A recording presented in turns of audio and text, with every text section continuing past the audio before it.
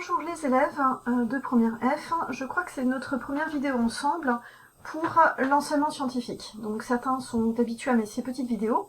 Elles vont vous accompagner pour continuer les cours pendant le temps du confinement. Et donc nous allons aborder aujourd'hui le chapitre 7 sur son et musique. Il s'agit du thème numéro 4 qui va nous occuper jusqu'à la fin de l'année.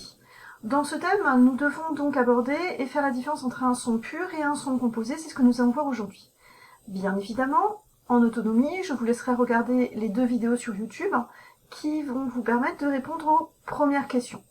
Vous avez ensuite une partition, un ensemble de notes qui correspondent à des fréquences. Et ici, vous avez une petite vidéo qui va vous expliquer ce qu'est une harmonique.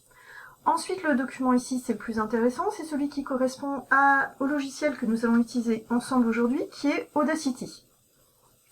Je vous ai donné un lien, mais il existe plein d'autres liens pour télécharger ce logiciel libre de droit. Donc n'hésitez pas à en utiliser un autre.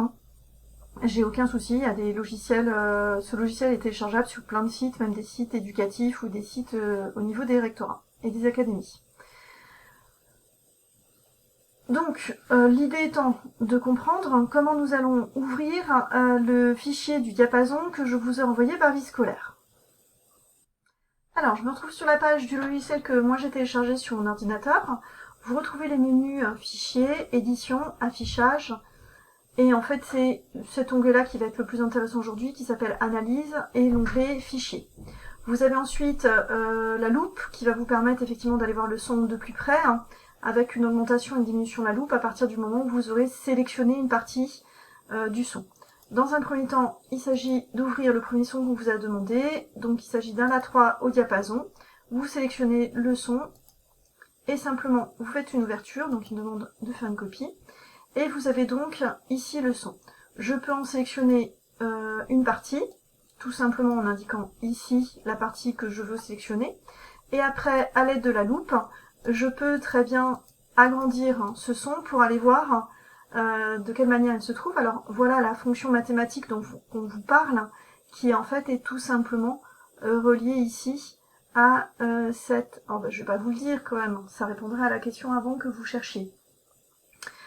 Ensuite, on vous demande d'en faire l'analyse spectrale, donc vous ouvrez l'onglet Analyse, et vous a tracé tout simplement le spectre. Voici le spectre en fréquence qui vous est demandé. Alors dans le spectre, il vous est demandé d'augmenter la taille. En taille, on vous demande d'aller un tout petit peu plus loin. Et ensuite, vous gardez les autres onglets effectivement ici. Donc il n'y a rien d'autre à changer. Ça, vous pouvez travailler en logarithmique, de façon à voir un peu plus le pic au centre. Ensuite, on voit qu'il y a un pic et un seul. Ce pic correspond à un son pur. Pour en avoir la valeur, il faut placer le curseur sur le pic. Et la valeur se lit au niveau de la crête. La crête est indiquée à 440 Hz, qui correspond bien à la valeur du La3, telle que vous le verrez dans le document numéro 3. Donc voilà pour cette première partie. Et ensuite, on va vous demander de télécharger un autre fichier, qui est... Alors moi, je vous ai mis le son d'un hautbois, ici. Vous avez 4 fois la même note. Il s'agit de 4 là. Pour l'écouter, c'est très simple. Vous mettez un casque et vous placez sur lecture.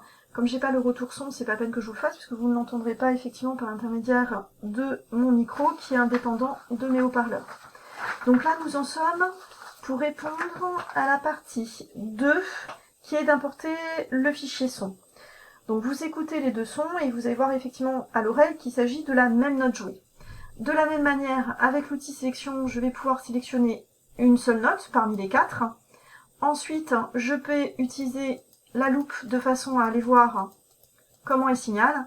Et on voit qu'il n'a pas la même régularité que le signal précédent. Ce qui veut donc dire qu'il ne s'agit pas d'un simple diapason qui joue, mais c'est bien d'un instrument. Ensuite, pour aller voir que ces 2 instruments jouent la même fréquence, c'est-à-dire la même hauteur, il s'agit tout simplement de repérer que ce phénomène est périodique. Oh, vous connaissez bien le lien entre fréquence et période. Si vous connaissez le lien, vous pouvez très bien sélectionner une seule période ou une dizaine de périodes. Bon, j'en dis pas plus, ce sera dans la correction. Mais vous avez compris effectivement qu'il s'agit de jouer avec un début de sélection, début, fin, et vous avez la durée de la section qui va vous redonner la valeur de la période. Pour la description des similitudes, j'en ai déjà suffisamment dit. Il nous reste donc à faire l'analyse de ce deuxième son. Cette analyse de ce deuxième son, alors il n'a pas gardé en mémoire mes fréquences. Ah bah tiens, c'est étrange, regardez ce qu'on retrouve au niveau de la première crête. Ah oui, cette première crête qui se lie à ce niveau-là, on retrouve bien la même note, 440. Mais le spectre est un peu plus compliqué. Vous voyez qu'en fait, il y a d'autres pics qui apparaissent sur la droite. Bon allez, vous avez vu la vidéo, vous savez donc répondre aux autres questions. Je vous laisse donc finir le TP tout seul et la correction se retrouvera dans le cahier texte à la semaine suivante. Merci beaucoup, au revoir.